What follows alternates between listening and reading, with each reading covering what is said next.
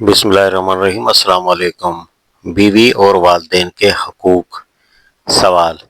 میں نے آپ کی کتابیں پڑھی ہیں جن سے ذہن کی بہت سی گرہیں کھل گئی ہیں، لیکن ایک چیز جو پہلے بھی دل میں کھٹکتی تھی اور اب بھی کھٹکتی ہے وہ یہ ہے کہ اسلام نے جہاں عورتوں کا درجہ کافی بلند کیا ہے، وہاں بحیثیت بیوی کے بعض امور میں اس کو حقیر بھی کر دیا ہے۔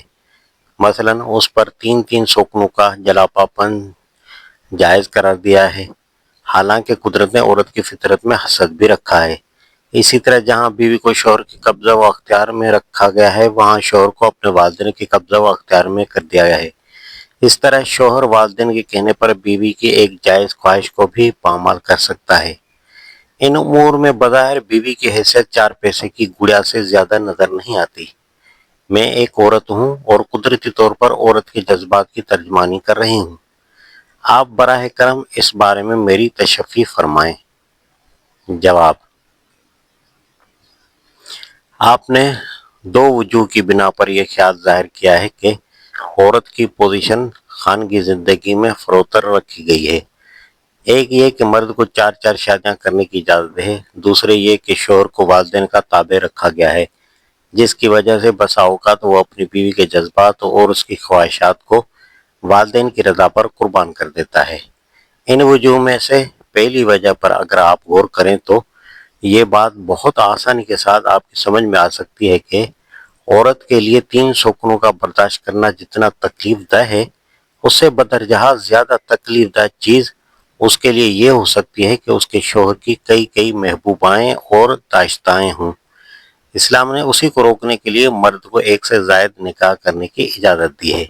ایک مرد ناجائز تعلقات میں جتنا بے باک ہو سکتا ہے، شادیاں رچانے میں اتنا نہیں ہو سکتا، کیونکہ شادی کی صورت میں مرد کی ذمہ داری میں اضافہ ہوتا ہے اور طرح کی پیچیدگیوں سے اسے سابقہ پیش آتا ہے۔ یہ دراصل عورتوں ہی کے فائدے کے لیے ایک روک تھام ہے، نہ کہ مردوں کے لیے بیجا رعایت۔ دوسرے طریقے کا تجربہ آج کل مغرب کی سوسائٹی کر رہی ہے۔ وہاں ایک طرف تو جائز سوکنوں کا سدباب کر دیا گیا ہے، لیکن دوسری طرف ناجائز سوکنوں سے عورت کو بچانے کا کوئی انتظام اس کے سوا نہیں کیا گیا کہ وہ انہیں برداشت نہ کر سکے تو شوہر سے طلاق حاصل کرنے کے لیے عدالت میں نازش کر دے۔ کیا آپ سمجھتے ہیں کہ اس سے عورت کی مصیبت کچھ کم ہو گئی ہے؟